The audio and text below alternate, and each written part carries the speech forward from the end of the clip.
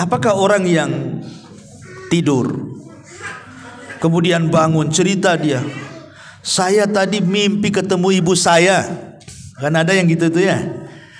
Ketemu ayah saya, ngajak ke pasar beli soto namanya kan. Tapi dalam mimpi. Mungkin gak ruh kita yang sedang tidur berjumpa dengan ruh yang sudah meninggal itu? Mungkin gak gitu pertanyaannya di sini.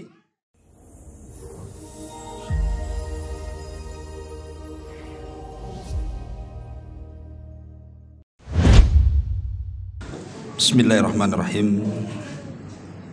Assalamualaikum warahmatullahi wabarakatuh.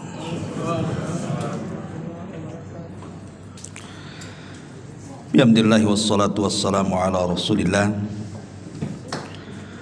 wa ala alihi wa sahbihi wa mawalah wa la hawla wa la quwata illa billahi wa ba'du. Alhamdulillah, segala puja dan puji hanya milik Allah subhanahu wa ta'ala. Salawat dan juga salam kita hadiahkan kepada Rasul kita Nabi besar Muhammad sallallahu alaihi wa ala alihi wasallam. Pembahasan di siang ini sebagaimana yang diminta, kita akan membahas tentang seputar lika-liku kehidupan alam barzakh.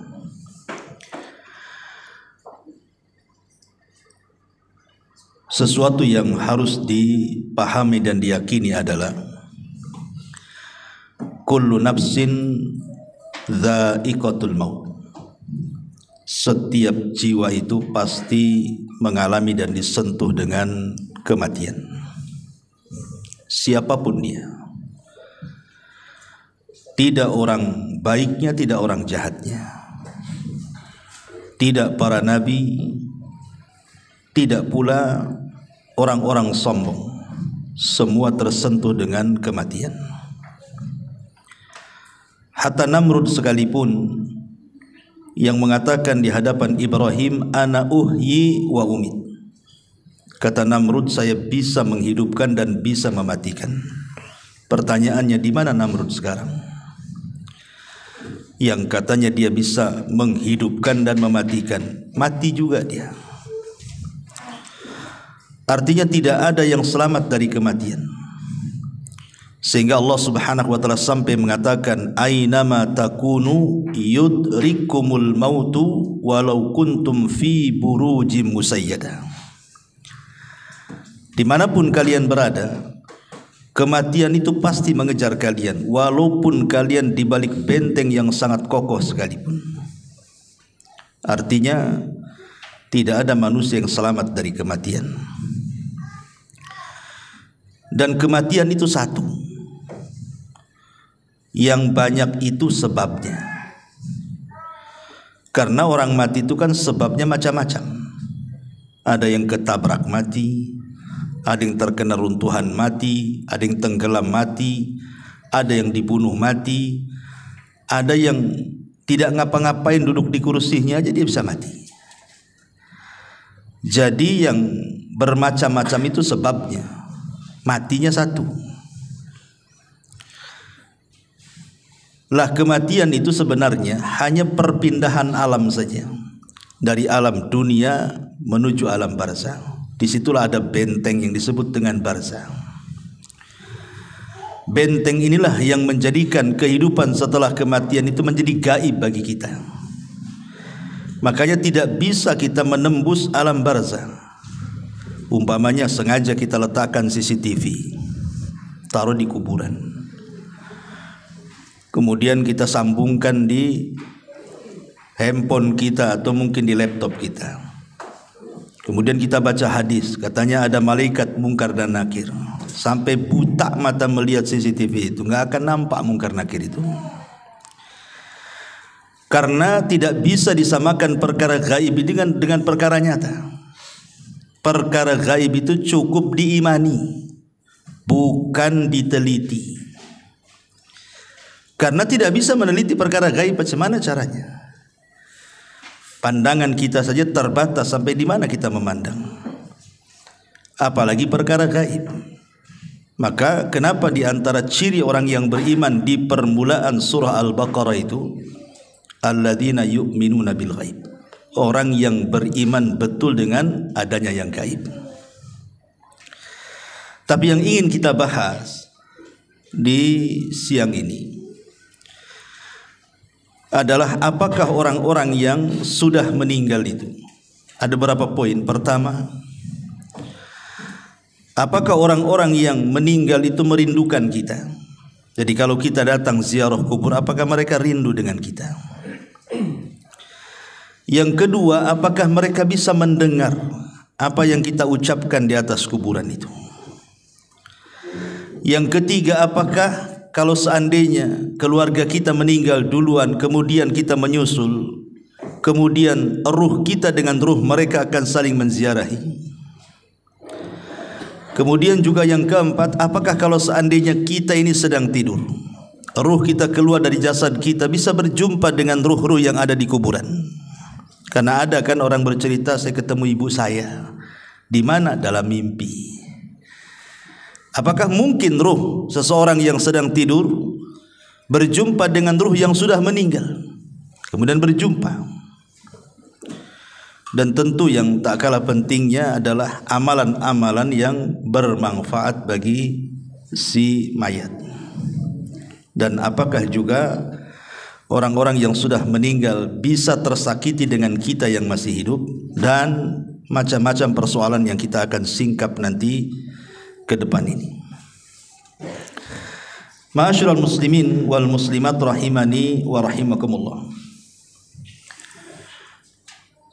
Nabi SAW ketika menziarahi atau ketika mengantarkan jenazah bersama para sahabat, dan jenazah itu sudah dikubur, apa kata Nabi SAW? Istaghfiru li akhikum fa innahul an yus'al, atau istaghfiru li akhikum wasalu lahu at-tathbit fa innahul an yus'al. Kata Nabi SAW, mintalah kepada Allah ampunan supaya orang yang sudah dikebumikan ini diampuni dosa-dosanya, dan mintalah kepada Allah ketetapan supaya dia bisa menjawab pertanyaan mungkar dan nakir alias fitnah kubur, karena sekarang dia lagi ditanya, kata Nabi. Kemudian kalau kita melaksanakan sholat jenazah, kita tahu bahwa rangkaian sholat jenazah itu ada 4 kali takbir. Takbir pertama baca Fatihah, kan gitu ya. Kemudian takbir kedua baca sholawat Ibrahimiyah. Kemudian takbir yang ketiga membaca doa yang diajarkan Nabi. Kemudian takbir yang keempat bisa diam langsung salam, ataupun bisa kita berdoa dengan doa yang warid dari Al-Quran, seperti Rabbana atina fid dunya hasanah, atau doa-doa yang lainnya. Tetapi yang ingin saya bahas adalah pada takbir yang ketiga, Nabi SAW mengajarkan kepada kita doa-doa yang disunahkan untuk dibaca. Salah satunya adalah Allahumma ighfir lahu warhamhu wa'afihi wa'fu anhu wa akrim nuzulahu wa wasi' madkhalahu, dan seterusnya. Ya Allah, ampuni orang ini yang sudah mati. Ya Allah, rahmati orang ini. Ya Allah, maafkan orang ini. Ya Allah, muliakan kedudukannya. Ya Allah, luaskan kuburannya, dan begitu seterusnya. Dari 2 riwayat ini bisa kita simpulkan bahwa kewajiban kita apabila sedang mengantarkan jenazah dan jenazah itu sudah dikubur, maka ada 3 doa yang dianjurkan seorang muslim dibaca sebelum pulang dari kuburan. Kalau memang kita tidak sempat ikut memegang cangkul, memasukkan tanah ke liang lahatnya, maka cukup sebelum pergi ambil 3 kepal tanah, kemudian letakkan di kuburannya, minta 3 perkara. Pertama, mintakan ampun kepada Allah. Dan ini berlaku kepada setiap yang ziarah kubur, tidak mesti yang mengantarkan jenazah saja. Pamannya kita ziarah kubur kapan saja. Bagi laki-laki kan sunnah, ziarah kubur itu kapan saja.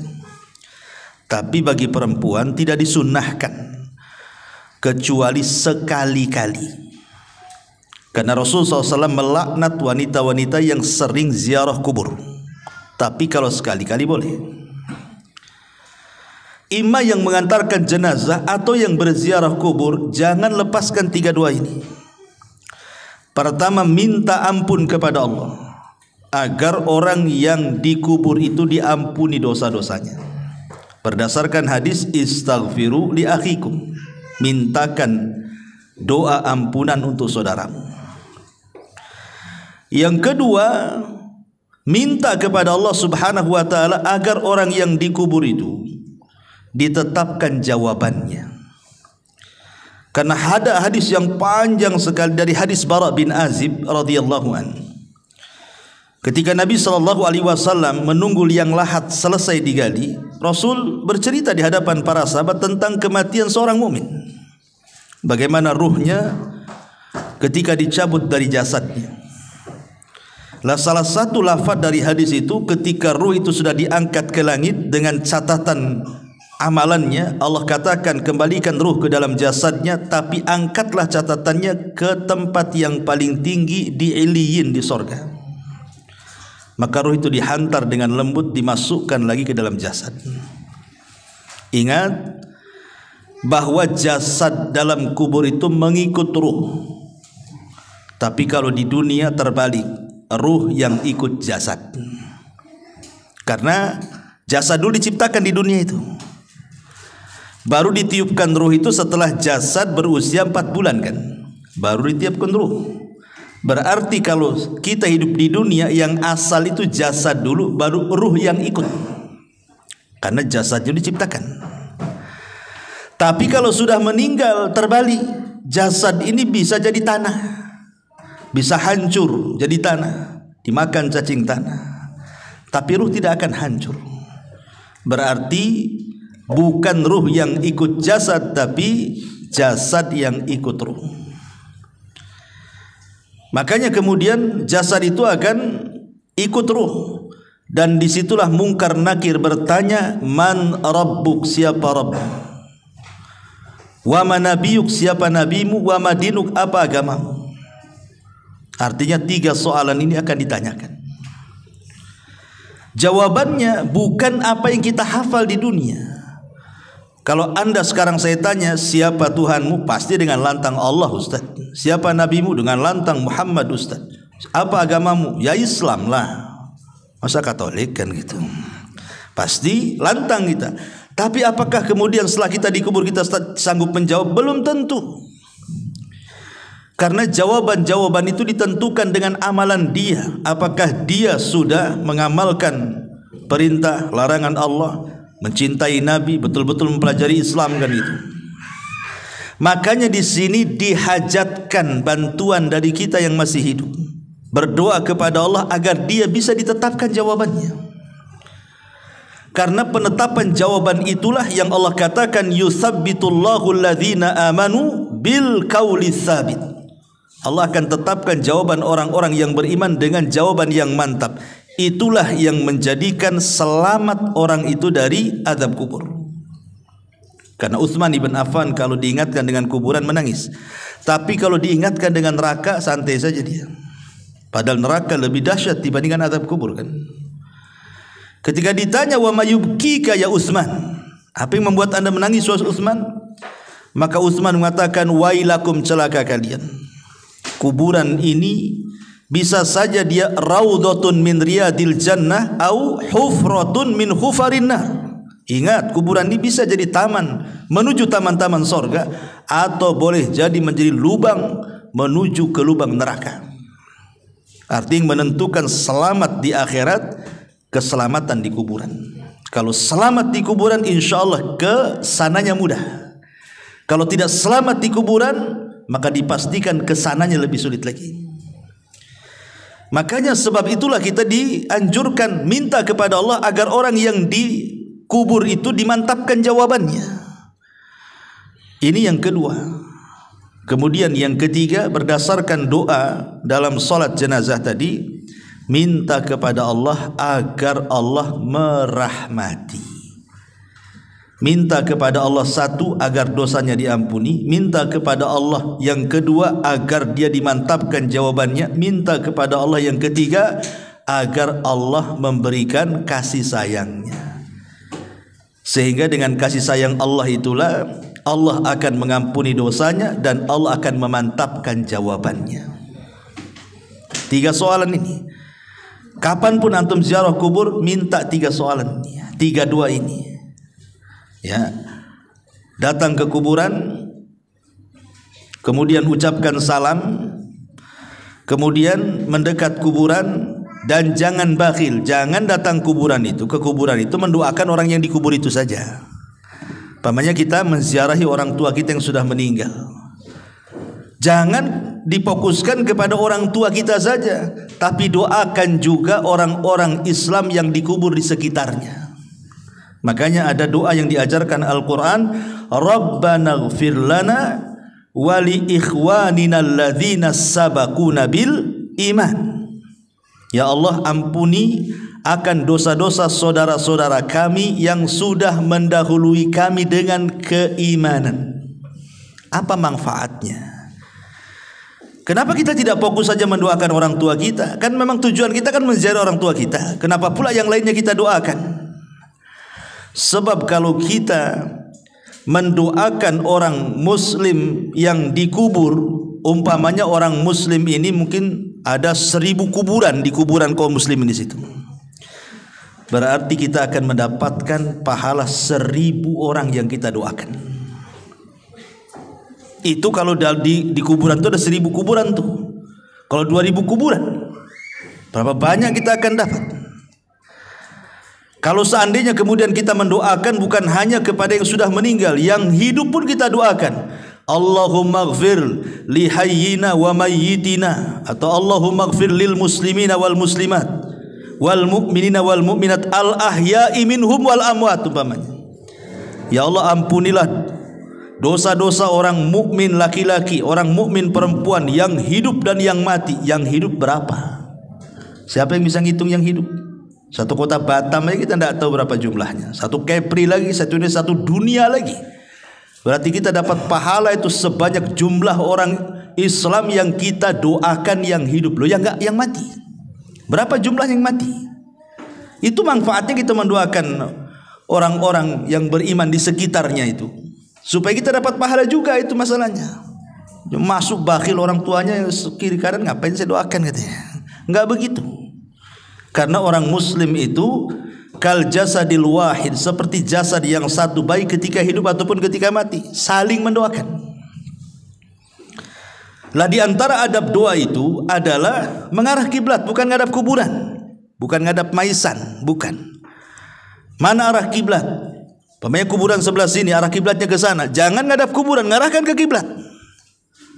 Ya, karena adab doa itu harus mengarah ke kiblat. Walaupun ada khilaf di antara ulama apakah kiblat doa itu ke langit, maknanya kita negakkan ke atas begini, ataukah ke arah kiblat yang dimaksud Ka'bah. Ini menjadi khilaf ulama. Tapi menghadap kuburan tidak boleh, karena kuburan bukan kiblat. Ya, kiblat itu ke Mekah atau ke langit, gitu ya. Baru di situ kita meminta kepada Allah Azza wa Jalla, ya Allah, kalau memang dia orang tua kita, kita katakan, ya Allah, ampuni kedua orang tua saya. Ya Allah, tetapkan jawaban kedua orang tua saya. Ya Allah, berikan rahmat kepada orang tua saya. Dah selesai. Habis itu kita doakan saudara-saudara kita. Ya Allah, ampuni saya, orang tua saya, dan orang-orang Islam dimanapun, baik yang hidup ataupun yang mati di sini atau di mana saja di dunia ini. Itu berapa banyak kita ini pulang dari kuburan dapat pahala tuh. Ini adab yang pertama, ya, bahwa kita disuruh untuk mendoakan mereka. Yang kedua, apakah orang-orang itu merindukan kita? Pemain kita ziarah kubur kepada kedua orang tua kita. Apakah kedua orang tua kita itu rindu dengan kita? Senang kalau melihat kita di situ. Ini terjadi silang pendapat di antara ulama kontemporer atau ulama mutakaddimun. Kalau saya mendengar fatwa daripada Syekh Shalih Fauzan, saya lihat di YouTube, ketika ditanya apakah orang yang datang ziarah kubur, ketika datang kita ke kuburan itu, orang-orang yang dikubur itu senang dengan kedatangan anaknya ketika menziarahi orang tuanya. Maka kata beliau, iya, senang mereka dengan kedatangan kita. Tetapi senang di sini bukan menatap wajah kita. Oh, nampak sehat anaknya, alhamdulillah, bukan itu maksudnya. Yang dimaksud senang itu karena mereka menanti doa-doa kita. Jadi mereka itu menanti doa-doa kita, bukan karena ziarah kuburnya. Karena ziarah kubur itu manfaatnya bukan kepada orang yang mati, tapi ziarah kubur itu manfaatnya kepada orang yang hidup. Pada kita ini, kalau antum ziarah kubur, ibu bapak ziarah kubur itu manfaatnya untuk kita. Apa manfaatnya untuk kita? Nabi SAW bersabda, kuntu nahaitukum an ziyaratil kubur fazuruha fa innaha tudzakkirukumul akhirah. Dulu kata Rasul, aku larang kalian ziarah kubur. Sekarang boleh, silahkan ziarah kubur. Setelah mantap iman para sahabat, karena di zaman itu kan kuburan jadi ajang maksiat, baik kesyirikan ataupun bid'ah. Makanya Rasul melarang, takut para sahabat terseret kepada maksiat. Tapi setelah kokoh keimanan para sahabat, Rasul mengatakan fazuruha, sekarang kalian ziarah kubur silahkan. Manfaatnya apa? Fa innaha tudzakirukumul akhirah, supaya kalian mengingat akhirat, mengingat kematian, dan dilembutkan hati kita di situ. Ingat bahwa dengan mengingat akhirat, mengingat kematian, maka perkara-perkara besar di mata kita menjadi kecil, dan perkara-perkara kecil menjadi besar. Apa maknanya? Kenapa mengingat kematian atau mengingat akhirat itu menjadikan perkara besar jadi kecil? Sebab kalau seandainya Anda ini orang paling kaya, sakaya-kayanya di Batam ini, punya istana, punya tanah, punya kendaraan macam-macam lah, nggak ada orang yang lebih kaya dibandingkan Anda ini. Ketika kemudian datang ke kuburan, melihat kuburan, kemudian berpikir saya juga akan mati seperti dia, apa gunanya kekayaan kalau begitu? Kekayaan apa gunanya? Hidup di istana kalau ingat mati, apa gunanya istana? Mau ditinggal juga. Akhirnya kemudian dia pun tidak menganggap itu perkara besar, karena akan ditinggal dengan kematian kan. Itulah kenapa mengingat kematian itu mengecilkan yang besar ataupun membesarkan yang kecil. Pamannya dia orang susah, tidak sekaya orang-orang kaya. Dengan mengingat kematian itu perkara kecil jadi besar. Nggak apa-apa, hidup di dunia kan nggak lama, nanti ada kehidupan yang lebih baik, yang lebih hebat, yang lebih megah, itulah sorga. Akhirnya dia tidak memikirkan kemiskinannya. Dari situ muncullah redha dengan pemberian Allah. Ujung-ujungnya ke situ. Dan puncaknya adalah memahami hadis Nabi SAW, man asbaha aminan fi syirbihi mu'afan fi jasadihi walahu qutu yaumihi faka'annama hizat lahu dunya bihadafiriha, kata Rasul. Orang kalau sudah mengingat kematian, walaupun dia susah hidupnya, yang penting ketika bangun di pagi hari aman keluarganya, gak ada yang menyakiti, sehat badannya, gak ada penyakit yang menimpanya, adalah makanan yang dimakan untuk hari itu seolah-olah sudah menggenggam dunia dengan segala isinya. Karena manusia itu di dunia cari apa kalau nggak tiga perkara ini kan? Pertama, aman. Orang itu pengen aman, suami pengen aman dari istri, istri pengen aman dari suami, orang tua pengen aman dari anak, anak pengen aman dari orang tua, orang pengen aman dari tetangga, tetangga pun pengen aman dari kita. Nggak ada ketakutan, nggak ada yang ngancam, nggak ada yang membuat takut, nggak ada takut disakiti, dihasadi. Orang kan pengen aman hidup itu. Sebab kalau aman itu tenang hati. Itu yang dicari orang. Sampai-sampai orang itu sampai pindah perumahan itu gara-gara diganggu tetangganya karena nggak aman, kan terpaksa pindah rumah dia. Yang kedua, sehat badannya. Apalagi kalau sudah faktor UU tuh, yang sudah 40, 50, itu kalau bangun nggak ada yang sakit udah senang sekali itu. Tapi kalau bangun pinggang sakit, kaki asam urat, itu stres tuh. Ya, kolesterol naik, stres orang itu. Ya. Kemudian juga ada yang dimakan, nggak pusing, yang dimakan sudah ada, yang diminum ada. Apa yang dicari orang itu kan cuma 3 perkara. Sebab satu lolos dari 3 perkara ini nggak aman hidup itu. Contoh mamanya, badan sehat, ya kan? Tapi nggak aman. Istri disakiti suami, suami disakiti istri, nggak kerasan hidup itu. Walaupun sehat badannya. Ataupun mungkin oke lah dia harmonis rumah tangganya, anak-anaknya baik-baik, tetangganya oke-oke. Stroke pula lah dia, stres juga. Ya. Oke lah sehat badannya, aman semuanya, tak ada yang dimakan pula dia, stres juga hidup itu. Nah kalau 3-tiganya sudah ada, tenang hidup di dunia tuh. Itulah yang dikatakan menggenggam dunia, itulah karena 3 perkara ini yang dicari manusia. Makanya kemudian kalau orang ingat mati itu, perkara besar menjadi kecil, perkara kecil menjadi besar. Karena berujung dari mengingat kematian berakhir dengan redho, dengan pemberian. Awalnya ingat mati, ujungnya apa? Redho dengan pemberian. Kita akan mati juga, mengapain juga sibuk-sibuk. Tenang jadinya hati. Itulah tujuan ziarah kubur itu. Makanya ini bapak-bapak ini kalau sudah kasih mak-maknya ajak shopping, belokkan aja ke Tamiang tuh.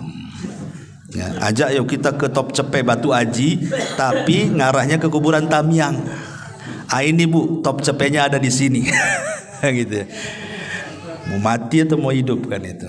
Supaya lembutlah hati itu. Jangan asih dunia terus. Jadi ziarah kubur itu manfaatnya untuk siapa? Untuk kita yang berziarah, bukan untuk orang mati. Orang mati itu bermanfaat kalau kita berdoa. Doanya itu yang manfaat. Itulah yang membuat penghuni kubur senang dengan kedatangan kita maksudnya. Ini satu pendapat ya. Tetapi Syekh bin Baz rahimahullah ta'ala yang saya baca dalam fatwanya, dia tawakuf dalam masalah ini. Apakah kemudian kalau kita ziarah kubur, penduduk kubur itu senang atau tidak senang? Kita tidak bisa mengatakan iya ataupun tidak. Kan ini perkara gaib masalahnya. Perkara gaib itu tidak bisa ditetapkan kecuali dengan dalil. Kalau tidak ada dalil, tawakuf. Tapi yang jelas bahwa okelah kita tidak mengatakan dia senang ataupun tidak senang. Tapi yang namanya doa bagi para penziarah kubur, untuk para penghuni kubur itu, itulah yang disepakati para ulama sampainya pahala kepada orang yang meninggal. Kan amalan-amalan nanti saya jelaskan. Amalan-amalan itu kan banyak tuh yang bermanfaat kepada untuk orang yang sudah meninggal itu. Tetapi dari seluruh amalan itu yang ada 8 tuh ataupun 10 amalan itu, yang disepakati cuma 2. Maksudnya tidak ada khilaf ulama. Kalau kita lakukan pasti sampai kepada orang yang meninggal. Apa itu? Pertama doa, dan yang kedua sedekah. Cuman 2 ini. Ini sepakat. Tidak ada khilaf ulama. Adapun menghajikan orang yang sudah meninggal, korban untuk orang meninggal, baca Quran untuk orang meninggal, ini masih khilaf. Ada perselisihan ulama. Ada yang mengatakan sampai, ada yang mengatakan tidak sampai, wallahu a'lam. Tapi yang disepakati jelas-jelas dalilnya berdasarkan nas gitu ya. Doa pasti sampai. Yang kedua sedekah pasti sampai. Kenapa? Karena ada hadisnya. Idza mata ibnu Adam in qata amaluhu illa min thalathin, sadaqatin jariyah. Lihat sedekah yang mengalir. Kemudian au ilmin yuntafa'u bihi, ilmu yang bermanfaat, au waladin salihin yad'u, anak yang soleh yang mendoakan. Maka sedekah dan doa itu sepakat sampai. Jadi kalau kita ingin ngirim pahala kepada orang yang meninggal, yang jelas-jelas ini berdoa, tidak mesti di kuburan. Doa itu di mana saja akan sampai, dan jangan diyakini doa di kuburan lebih sampai dibandingkan doa di masjid. Tidak ada keyakinan seperti ini. Justru di masjid ya lebih afdol kalau berdoa, kan udah rumah Allah, tempatnya bersih gitu ya. Tapi ziarah kubur itu, berdoa di situ ada nilai plusnya, mengingat kematian, melembutkan hati, mengingat akhirat. Makanya di antara salam kepada penduduk kuburan itu salah satu lafadznya wa inna bikumul lahikun, kami juga akan menyusul kalian, kami juga akan sampai seperti kalian. Jadi terjadi silang pendapat di sini ya. Apakah penduduk kuburan itu senang ataukah tidak senang? Ada yang mengatakan senang seperti fatwanya Syekh Shalih Fauzan, ada yang mengatakan tawakuf seperti Syekh bin Baz gitu ya. Ya, kalau ulama dulu yang mengatakan seperti Syekh Al-Imam Ibnul Qayyim dalam kitabnya Ruhiyah, senang. Dan juga gurunya Ibnu Taimiyah rahimahullah mengatakan senang. Mereka senang dengan kedatangan kita. Kemudian kita, karena mereka menanti doa kita, bukan senang ingin lihat wajah kita. Percuma juga kalau kita datang nggak mendoakan, ngapain juga kan begitu. Yang mereka minta itu adalah doa-doa kita kepada mereka. Doa seperti apa? Ya 3 tadi doanya yang didoakan itu. Mintakan ampunan, mintakan ketetapan, mintakan rahmat. Itu 3 doa, habis sudah selesai itu. Itu yang kita minta kepada Allah Azza wa Jalla. Doa panjang, intinya cuma 3. Minta ampun, minta rahmat, minta ketetapan. Ya. Taib ma'asyiral muslimin wal muslimat rahimani wa rahimakumullah. Kemudian juga, apakah kalau seandainya seseorang yang berziarah kubur tadi, apakah kemudian orang itu merindukan? Nah, sekarang pembahasan selanjutnya, apakah kalau kita ini datang ke kuburan kemudian kita berbicara sesuatu dengan orang yang dikubur itu, mereka mendengar pembicaraan kita ataukah tidak? Ini juga menjadi polemik para ulama. Apakah si mayat itu mendengar orang yang hidup ataukah tidak mendengar orang yang hidup? Taib. Pertama, bahwa sebagian ulama mengatakan mereka mendengar. Seperti Imam Ibnul Qayyim rahimahullahu taala mengatakan mendengar dalam kitab Ruh. Alasannya satu, karena ada hadis Nabi SAW terdapat dalam Sahih Bukhari Muslim. Nabi SAW mengatakan tentang orang yang sudah meninggal. Apa kata Rasulullah? Innahu la yasma'u safqa ni'alihim idan saraf. Jadi orang-orang yang dikubur itu mendengar suara langkah terompah kita itu, suara sandal kita itu mereka dengar. Sampai kemudian sayup-sayup kita keluar dari kuburan baru hilang, baru mereka tidak mendengar lagi. Jadi ada nas bahwa mereka mendengar suara terompah. Berarti kan mendengar mereka. Ini satu riwayat. Riwayat yang kedua, ketika terjadi perang Badar, banyak tokoh-tokoh musyrik itu dibantai oleh kaum muslimin, seperti Abu Jahal atau Amr ibn Hisham, kemudian Umayyah ibn Khalaf, kemudian Syaibah, kemudian Al-Walid. Banyak tokoh-tokoh Quraisy itu yang meninggal di perang Badar. Lah ketika kemudian bangkai-bangkai tokoh-tokoh musyrik ini akhirnya diletakkan di sebuah lubang, sebuah sumur, dilempar ke dalam lubang. Tiba-tiba kemudian Nabi SAW mendekati lubang Badar itu, yang di situ bangkai-bangkainya orang-orang tokoh-tokoh musyrik sekelas Abu Jahal, Umayyah dan CS dan yang lainnya itu.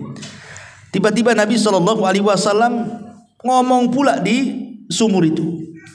Apa kata Nabi SAW? Dia mengatakan, disebutkan satu-satu tuh, ya Aba Jahl ibn Hisham, ya Umayyah ibn Khalaf. Kemudian kata Nabi SAW, telahkah sampai kepada kalian janji Allah kepada kalian? Sungguh janji Allah yang Allah janjikan kepadaku sudah sampai kepadaku, katanya.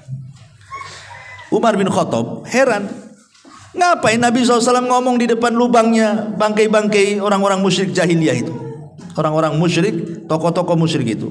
Kok Nabi kok ngomong di situ? Jadi Umar bin Khattab radhiyallahu mengatakan, ya Rasul, innahum jusas, mereka bangkai-bangkai, kenapa kau ajak ngomong, katanya. Apa kata Nabi SAW di hadapan Umar bin Khattab? Walladzi nafsi biyadi ma anta bi asma lima aqulu minhum walakinnahum la yaqdiruna an yujib. Hai Umar, engkau tidak lebih mendengar daripada aku tentang mereka. Aku ngomong itu mereka dengar, tapi mereka tak bisa jawab, katanya. Artinya kan mereka dengar di sini. Karena Rasul ngajak ngobrol di situ. Ya, makanya Umar mengatakan, engkau bangkai kau diajak bicara, katanya. Maka Rasul tidak. Kau tidak lebih dengar daripada aku, kata Rasul. Demi zat yang jiwaku berada di tangannya, engkau tidak lebih mendengar daripada aku, kata Rasul. Tapi mereka tidak sanggup jawab saja. Kemudian juga dalil yang ketiga, kita disuruh mengucapkan salam. Kata Nabi SAW, Qulu assalamu alaikum dara qaumi mu'minin wa inna insya'allahu bikum mulahikun. Ucapkan kalau kalian masuk kuburan, keselamatan bagi kalian wahai penduduk kubur dari kalangan orang-orang yang beriman, dan insyaallah kami pun akan menyusul kalian. Mengucapkan salam berarti harus dijawab tuh. Berarti kalau kita mengucapkan salam berarti mereka mendengar salam kita. Dan ada beberapa dalil yang menunjukkan bahwa mereka mendengar. Tapi bagi kelompok yang mengatakan tidak, mereka tidak dengar, mereka berdalil dengan surah Fatir ayat 22. Allah Subhanahu wa taala mengatakan, "Wa ma anta bimusmi'in man fil kubur." Hei Muhammad, engkau tidak bisa memperdengarkan orang-orang yang di kuburan itu. Ini Quran mengatakan engkau tidak bisa memperdengarkan orang-orang yang di kuburan, surah Fatir 22 itu. Dan Allah juga mengatakan, innaka la tusmi'ul maut, engkau tidak bisa memperdengarkan orang yang sudah mati. Ini dua nas Quran ini menunjukkan bahwa orang yang dikubur tidak mendengar apa yang ada di atas kubur karena mereka sedang sibuk. Orang yang dikubur loh sedang sibuk. Kalau mereka orang kafir sibuk diazab, mana bisa dia ngerekan kita yang ada di kubur? Dia sedang diazab. Ya. Kalau dia mendapatkan nikmat kubur, dia sedang bersenang-senang dengan nikmatnya. Lebih nikmat di kuburan daripada senikmat-nikmatnya orang nikmat di dunia. Ngapain pula direkan orang di atas kuburan? Artinya di sini ada kelompok yang mengatakan mendengar, ada kelompok yang mengatakan tidak mendengar. Wallahu a'lam. Kita tidak bisa mengatakan mendengar, kita tidak bisa mengatakan tidak mendengar, tetapi yang jelas bahwa kita tetapkan yang berdasarkan nas saja. Mereka mendengar tetapi yang berdasarkan dalil. Maksudnya begini, yang berdasarkan dalil itu. Contoh seperti tadi, mereka mendengar suara sandal. Ini konteksnya apa? Konteks hadis bahwa orang-orang yang dikubur itu mendengar suara sandal, ini bicara soal ketika kita mengantarkan jenazah. Apabila kita mendengarkan jenazah, kemudian jenazah itu dikubur, kemudian kita pulang, mereka masih mendengar suara sandal kita. Apakah setelah kemudian kita pulang kemudian ziarah kubur dengar lagi suara sandal? Ya enggak juga kan begitu. Artinya konteksnya hanya ketika menguburkan saja mereka dengar. Apakah mereka mendengar seterusnya? Itu Allahu a'lam. Ya. Ataupun ketika kita mengantarkan jenazah dari rumah menuju kuburan. Kalau dia orang yang beriman, maka dia mengatakan kepada orang pengantar-pengantar itu, mengatakan apa? Segerakan aku, qaddimuni. Nah, kan? Karena dia mendengar suara orang yang mengantarkan dia ke kuburan kan. Tapi kalau dia orang jahat, dia mengatakan, wailakum aina tadhhabun. Celaka, kau mau pergi kemana aku ini, katanya. Mau dibawa kemana aku ini, katanya. Dia mendengar. Ya. Nah, itulah yang dinaskan. Jadi maksudnya di sini, apakah mereka mendengar seterusnya ataukah mendengar sesuai dengan nas? Menurut Syekh Utsman Khamis yang saya dengar di YouTube, bahwa kalau melihat dalil ya mereka mendengar secara nas saja, tidak seterusnya mendengar. Ya, walaupun kita tidak menafikan ada yang berpendapat mendengar terus. Kalau kita datang dan kita bicara mereka tahu. Ada yang mengatakan sama sekali tidak mendengar. Intinya ini menjadi ranah khilaf ulama. Ya, tapi yang selamat adalah kita tidak mengatakan mendengar, ya kita juga tidak mengatakan tidak mendengar. Kita ikut dalil saja. Wallahu a'lam. Ini perkara yang kedua. Yang ketiga, apakah orang yang tidur kemudian bangun cerita dia, saya tadi mimpi ketemu ibu saya. Kan ada yang gitu tuh ya. Ketemu ayah saya, ngajak ke pasar beli soto namanya kan. Tapi dalam mimpi. Mungkin gak ruh kita yang sedang tidur berjumpa dengan ruh yang sudah meninggal itu? Mungkin gak gitu pertanyaannya di sini. Maka dijelaskan oleh para ulama, lam yathbut fi hadza syai'un. Ini saya menukilkan perkataan Syekh bin Baz ya. Memang tidak ada dalil sama sekali tentang hal ini, bahwa ruh orang yang tidur bisa berjumpa dengan ruh orang yang sudah meninggal. Tetapi kata Syekh bin Baz, innama dzakara ba'du ahli ilmi annal arwaha fin naumi qad taltaqiya bi arwahil amwat. Tapi kata Syekh bin Baz, secara dalil memang tidak ada. Saya belum mendapatkannya kata beliau. Tetapi ternukilkan dari kalangan ahli ilmi, maksudnya kalangan ulama, bahwa ruh-ruhnya orang yang tidur itu bisa berjumpa dengan ruh-ruhnya orang yang sudah meninggal. Wa hadza qad yaqa'u fi ba'dil ahyan, dan ini kata beliau terkadang bisa terjadi pada tempo-tempo tertentu. Ma yadullu alaihi, apa yang menunjukkan kepada peristiwa itu. Fa inna ruha indallah, karena ruh itu di sisi Allah. Faruhul mu'min fil jannati wa ruhul kafir tu'adzab, karena ruhnya orang mukmin di sorga dan ruhnya orang kafir sedang diadab. Lakin qad arsala hadhihi ruh ilal badan lis salami ala man yusallim alal kubur. Tetapi ruh ini terkadang dimasukkan lagi ke dalam jasad hanya untuk menjawab salam orang yang sedang berziarah kubur. Jadi kan ruhnya seorang mukmin kan di sorga tuh. Tapi kalau ada orang yang ziarah kubur kemudian mengucapkan salam, ruh itu akan dikembalikan ke dalam jasad hanya untuk menjawab salam kemudian balik lagi ke surga, gitu maksudnya. Ada yang seperti itu dalil penetapannya. Tapi kalau dalil apakah ruh orang yang sedang tidur berjumpa dengan ruh orang yang mati, secara dalil tidak diketemukan. Tetapi ijtihad para ulama, ya, ada yang mengatakan bisa saja. Buktinya banyak cerita yang seperti itu. Banyak bercerita orang-orang yang ketemu dengan ibunya, ketemu dalam mimpi, ketemu dengan bapaknya di dalam mimpi kan. Kadang-kadang ada yang bercerita seperti itu. Sehingga secara kenyataan tidak ada. Itu maksudnya. Ya. Makanya beliau mengatakan, lakin laisa fil ahadis as-sahihati fi ma na'lam ma yadullu ala anna hadhil arwah tatalaqa. Tetapi tidak ada hadis-hadis yang sahih sepengetahuan kami, kata beliau, yang menunjukkan bahwa ada ruh bisa berjumpa, maksudnya ruh orang tidur bisa berjumpa dengan ruh orang yang meninggal. Wallahu alam ya. Tapi kalau kita melihat pendapat Imam Ibnul Qayyim yang disebutkan dalam kitab Ruh, dzakara syai'an katsiran fi hadzal ma'na. Beliau menyebutkan panjang lebar tentang masalah seperti ini, dan beliau di antara ulama yang berijtihad memungkinkan ruhnya orang yang tidur berjumpa dengan ruhnya orang yang sudah meninggal. Wallahu a'lam.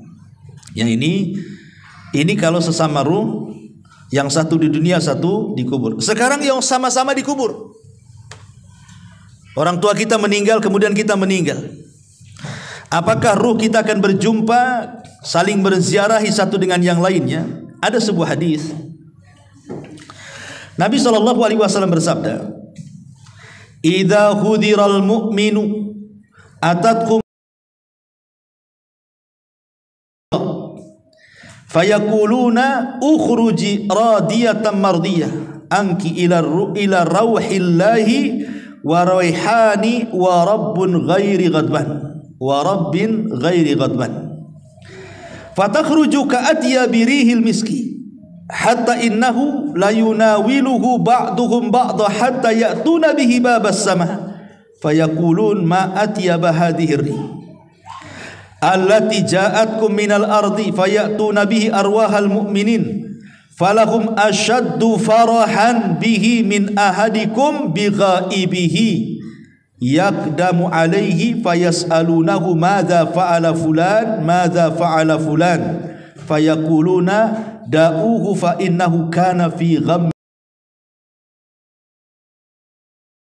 Apabila seorang mukmin telah mendekati ajalnya, para malaikat rahmat datang menemuinya dengan membawa sutra putih. Mereka berkata, keluarkan ruh dengan redha dan diridhoi Allah menuju rahmat Allah, baunya harum dan Rabb yang tidak pernah murka. Lalu ia keluar dengan bau misik yang paling harum, sehingga sebagian mereka berebut dengan sebagian yang lainnya, maksudnya para malaikat, untuk mendapatkannya. Kemudian mereka membawa hingga pintu langit. Penduduk langit berkata, alangkah harumnya bau yang kalian bawa ini dari bumi, ini ruhnya siapa? Lalu mereka datang dengannya menemui ruh kaum mukminin. Mulai di sini syaitnya nih. Kemudian ruh ini yang baru datang menemui ruhnya kaum mukmin yang sudah meninggal sebelumnya. Mereka kemudian bergembira. Jadi ruh-ruh yang sudah meninggal sebelumnya, mereka bergembira dengan kedatangan tamu yang baru tuh. Kemudian salah seorang ruh yang sudah lama meninggal, mereka pun berjumpa. Seolah-olah mereka lama tidak berjumpa, kemudian berjumpa dan mereka merasa senang. Lalu mereka bertanya kepada ruh yang baru datang ini, apa yang telah dilakukan oleh si fulan yang masih hidup itu? Maka ruh-ruh yang lainnya berkata, jangan ganggu dulu, biarkanlah ia, karena dahulu ia terlena dengan kehidupan dunia, dan begitu seterusnya. Artinya di sini mereka saling berjumpa kan? Ya, dalam hadis ini mereka saling berjumpa. Hadis ini memang dikeluarkan Imam Nasai dan hadis ini disahihkan oleh Syekh Nasiruddin Al-Albani rahimahullah taala. Sehingga yang mensahihkan hadis ini mengatakan bahwa ruh itu saling berjumpa di kuburan. Tapi ada juga yang melemahkan hadis ini masalahnya, sehingga mereka mengatakan tidak saling jumpa. Soal jumpa atau tidak saling jumpa ini perkara gaib lah kan gitu ya. Yang jelas bahwa ruh-ruhnya orang yang beriman yang sudah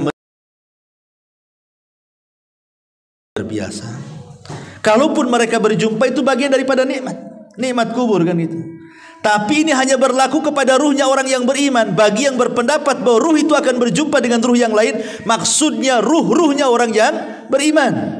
Ruhnya orang kafir sedang diazab, macam mana dia akan jumpa? Dia aja nggak bisa keluar dari azab.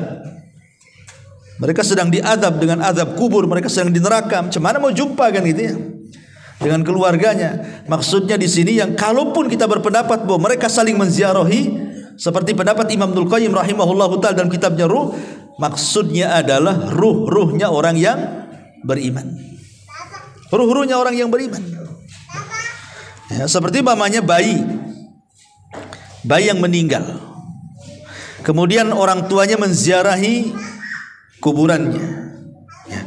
Terkadang kan ada orang tua itu kepikiran kan, ketika anaknya meninggal itu kan udah kepikiran macam-macam tuh. Apalagi kalau hujan, cemana anak saya kehujanan katanya. Kalau pas panas, mana anak saya kepanasan. Macam-macam tuh. Ada orang tua itu apalagi kalau gelap-gelap, cemana anak saya nggak ada listrik pula di kuburan gitu. Makanya kadang-kadang ada orang berpikir naruh lilin pula di atas kuburan anaknya itu kan. Percuma saja, ngapain naruh lilin itu? Saya pernah lihat ada lilin, lebih parah pula kasih payung pula di situ itu. Dan itu rata-rata di kuburan anak-anak tuh. Ada lilin, ada payung. Ya mungkin karena orang tua kepikiran, cemana kalau malam gelap taruh lilin, cemana kalau kehujanan kasih payung supaya nggak kehujanan, nggak kepanasan. Nggak ada guna. Ya, lilin dan payung lo nggak ada guna di kuburan itu. Nggak ada hubung kait dengan alam kubur dengan alam dunia ini. Sebenarnya yang dikhawatirkan itu bukan bayi yang meninggal. Bayi yang meninggal itu langsung dimasukkan ke sorga kan gitu. Karena di antara kelompok-kelompok yang akan terhindar dari fitnah kubur, maksudnya tidak ada pertanyaan malaikat mungkar dan nakir, itu salah satunya bayi-bayi yang meninggal itu. Mereka tidak akan ditanya. Walaupun jumhur ulama mengatakan mereka ditanya, tapi pendapat yang kuat wallahu alam mereka tidak ditanya. Karena ada beberapa orang yang tidak akan terkena fitnah kubur. Salah satunya para nabi. Para nabi tidak akan ditanya. Objek pertanyaannya siapa nabimu? Masa nabimu ditanya lagi? Siapa nabimu? Ya saya kan. Kan nggak mungkin juga kan itu ya. Nabi tidak mungkin ditanya karena dia objek pertanyaan. Para siddiqin tidak mungkin ditanya. Para syuhada tidak akan ditanya. Ya, kemudian orang-orang yang ribat, orang-orang yang berada di perbatasan kayak orang Palestina itu kan diribat tuh namanya. Mereka tidak akan ditanya kalau meninggal. Termasuk juga bayi-bayi yang meninggal, termasuk orang gila tidak akan ditanya tuh. Jadi kalau umpamanya orang tua sedih akan kematian anaknya, dia bodoh. Harusnya dia memikirkan dirinya sendiri karena si bayinya sudah selamat masuk surga kan itu. Apakah kalau dia mati dia masuk surga kayak anaknya? Harusnya dipikirkan jangan bayinya, dia yang dipikirkan harusnya, gitu maksudnya. Kalau bayi yang meninggal itu udah jelas-jelas dia masuk surga. Bahkan dia akan jadi syafaat bagi orang tuanya. Bahkan kalau orang tuanya beriman, maka bayi itu akan menunggu di pintu surga. Dan dia mengatakan di hadapan Allah ketika Allah mengatakan masuk kau ke dalam surga. Kata bayi ini enggak, saya tidak akan masuk surga sampai saya mau orang tua saya tarik bajunya masuk juga ke surga. Dan itu hadisnya itu. Artinya kalau orang tua ini dia bisa bersabar, kemudian juga ihtisab, dan dia bisa mengucapkan alhamdulillah, maka akan dibangunkan satu istana di surga dan Allah beri nama Baitul Hamdi, rumah pujian. Kalau bisa melakukan 3 perkara saat kematian buah hatinya: sabar, mengharap pahala, dan dia bisa bersyukur. Ucapkan innalillah wa inna ilaihi rajiun, Allahumma jurni fi musibati, alhamdulillah ala kulli hal. Ini 3 ucapan. Kalau dia bisa mengucapkan 3 ucapan ini, maka Allah bangunkan satu istana Baitul Hamdi di surga. Ya, saya ulang, kalau umpamanya ada orang tua meninggal bayinya, pertama ucapan apa? Innalillah wa inna ilaihi rajiun. Ini tanda kesabaran. Tanda orang sabar, dia bisa mengucapkan innalillah wa inna ilaihi rajiun. Kemudian yang kedua ihtisab, mengharap pahala, berdoa kepada Allah, Allahumma jurni fi musibati, ya Allah.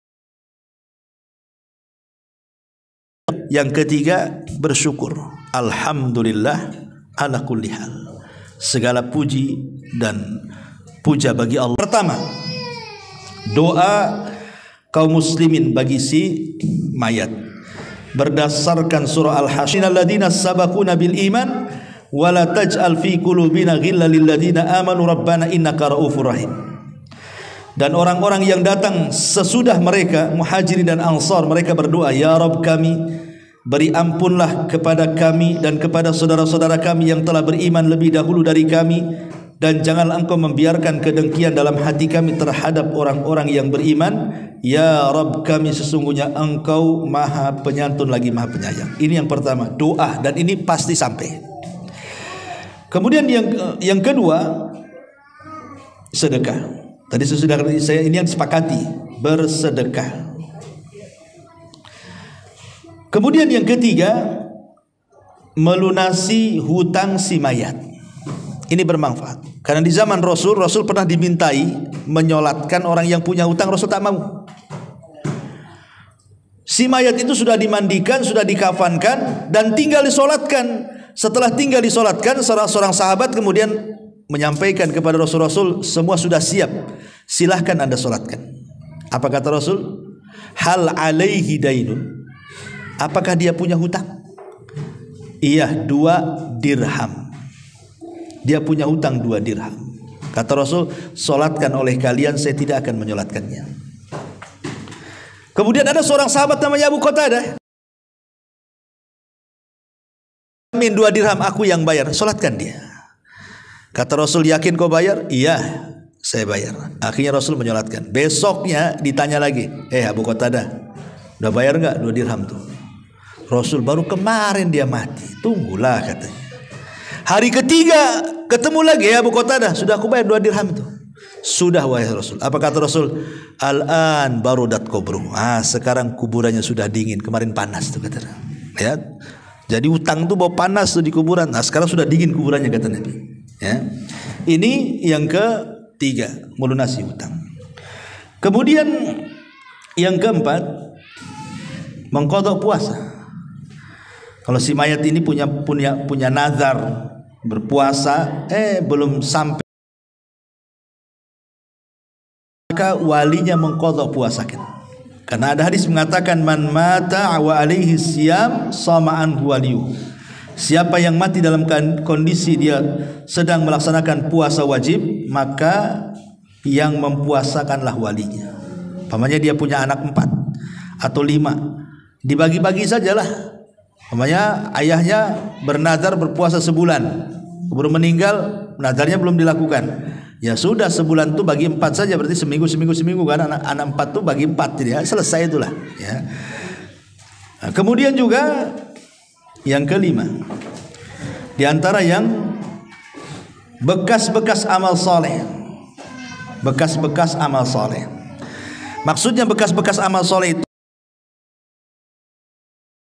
mengajarkan ilmu kepada orang. Pamannya ibu ngajari anak surah Al-Fatihah, ya kan? Akhirnya anak itu bisa dia baca Fatihah karena ibu yang ngajari.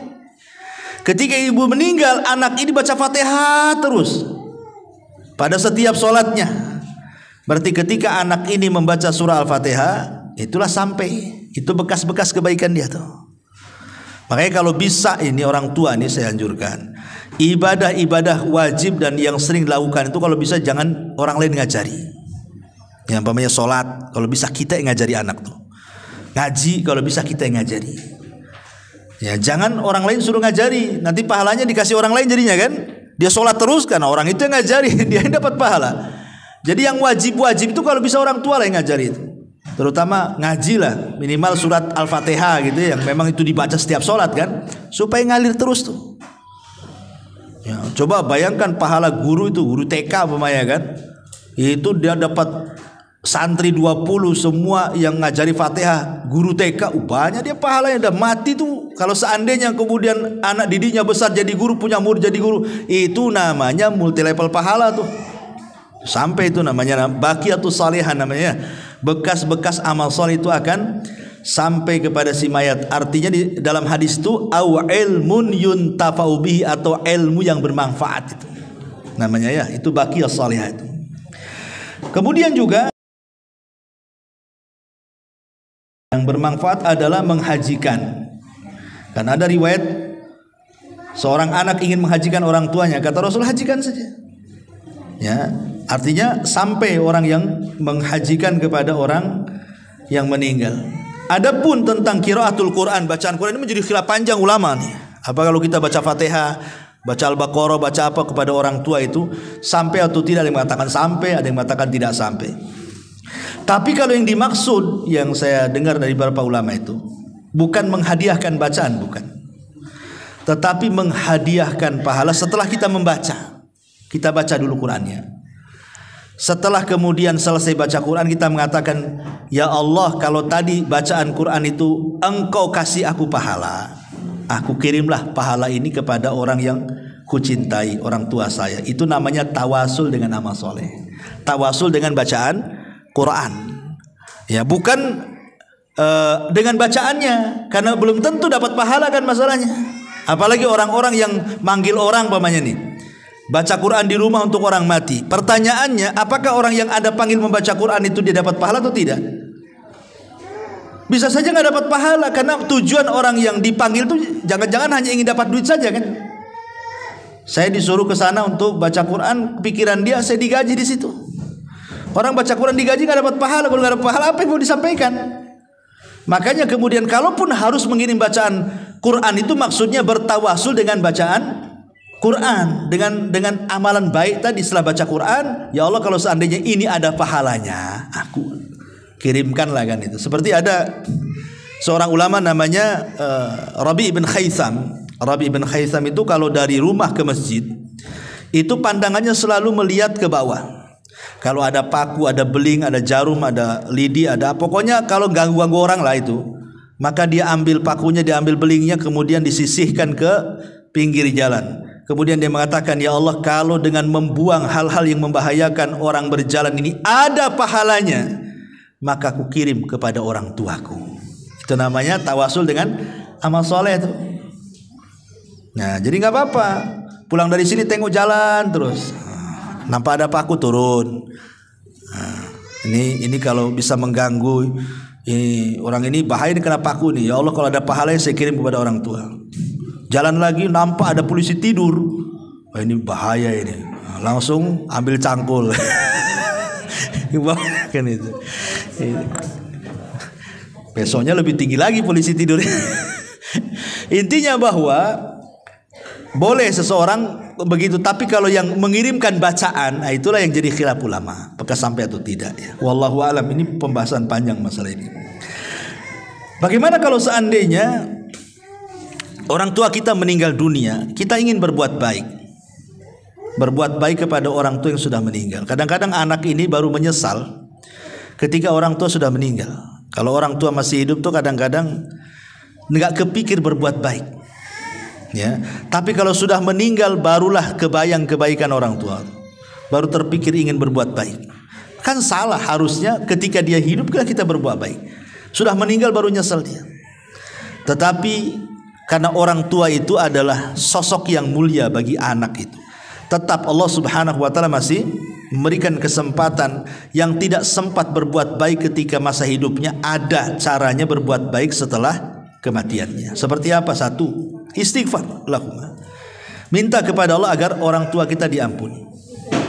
Dalam setiap sholat kita minta ampun kepada Allah agar orang tua kita diampuni. Yang kedua, berdoa kebaikan. Seperti tadi, doa supaya diampuni dosanya, dirahmati, ditetapkan jawabannya. Kemudian juga kalau dia punya hutang, selesaikan hutang orang tuanya. Masalah hutang piutang begini ya. Kalau orang tua kita punya hutang, apakah hutang orang tua setelah meninggal itu menjadi kewajiban bagi anak? Ini khilaf ulama. Kalau orang tua itu meninggalkan harta ya, orang tua itu meninggalkan harta banyak, maka wajib anak membayarkan dari harta dia. Wajib, nggak boleh tidak. Tapi kalau orang tua meninggalkan hutang dan dia tidak meninggalkan harta, maka tidak wajib bagi anak membayarkan hutang, kecuali hanya bab tabarruk, hanya ingin berbuat baik. Bisa dipahami ya? Jadi kalau orang tua kita ini meninggal bawa harta banyak, berarti wajib hutangnya dibayarkan dari mana? Dari harta dia, harta warisnya. Sebelum kita ambil hak warisan kita, bayarkan dulu hutangnya. Tapi kalau orang tua kita miskin, hutangnya banyak, apakah kewajiban anak yang dia kaya karena hasil dia bukan karena warisan orang tuanya wajib membayarkan? Tidak wajib. Ingat, tidak wajib. Tetapi membayarkan itu masuknya bab tabarru. Bab tabarru itu artinya dalam bentuk berbuat baik kepada orang tua. Karena saya di dunia kurang berbuat baik kepada orang tua saya. Sekarang orang tua saya sudah meninggalkan hutang, dah apa-apa pakai uang saya. Tapi kalaupun tidak dibayar dari harta kita tidak ada masalah, karena bukan kewajiban. Karena kewajiban itu diambil dari harta waris. Ya, ini harus dipahami. Kemudian juga yang keempat, qadaun nadhar. Kalau memang orang tua punya nadhar, laksanakan. Itu birrul walidain namanya. Atau qadaul kafarah kalau orang tua kita punya kafarah. Termasuk juga bersilaturahim dengan orang-orang yang baik dengan orang tua kita. Orang tua kita punya teman di mana? Dia baik dengan temannya. Ketika orang tua meninggal, baikilah teman orang tua kita semasa hidup. Ya. Maksudnya sambung silaturahim dengan dia. Nah, termasuk kalau orang tua kita suka ngasih-ngasih ya sama temennya, nah, kita kebiasaan orang tua yang baik kita lakukan juga ngasih-ngasih. Ya. Supaya kebaikan orang tua tidak hilang, kita teruskan. Nah, itu bentuk birrul walidain juga. Ya, menghormati teman orang tua gitu maksudnya. Termasuk juga berbuat baik kepada orang tua adalah ingat kebaikannya. Oh betul juga kata orang tua, kenapa dulu orang tua saya keras dengan saya, rupanya ini. Nah, ingat dia akhirnya kan dengan kebaikan orang tua. Nah, dengan itu akhirnya hilanglah dendam-dendam anak kepada orang tua. Kalau ingat kebaikannya, hilang tuh dendam itu. Ya, karena ada anak yang nggak tahu itu, sampai mati orang tuanya masih dendam, nggak mau ziarah kubur tuh. Ya, mau apa sih ziarah kubur? Waktu hidup aja malas saya nengok muka dia. Nah itu anak durhaka itu. Ya, jadi ini diantara pembahasan yang bisa kita bahas. Ya, wallahu alam. Taib sampai di sini. Kalau ada yang bertanya, silakan.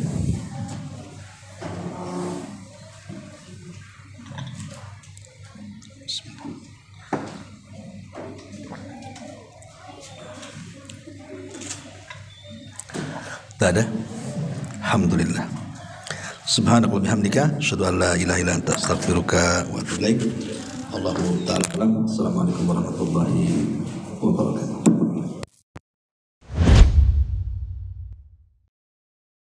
Intinya bahwa tolong berakhlak kepada Allah. Membahas tafsir dari surah Al-Imran. Lahirlah Imam Muslim, Abi Dawud, Tirmidzi, Ibnu Hibban. Jadi ketika Yunus alaihi salatu wassalam terkena undian itu,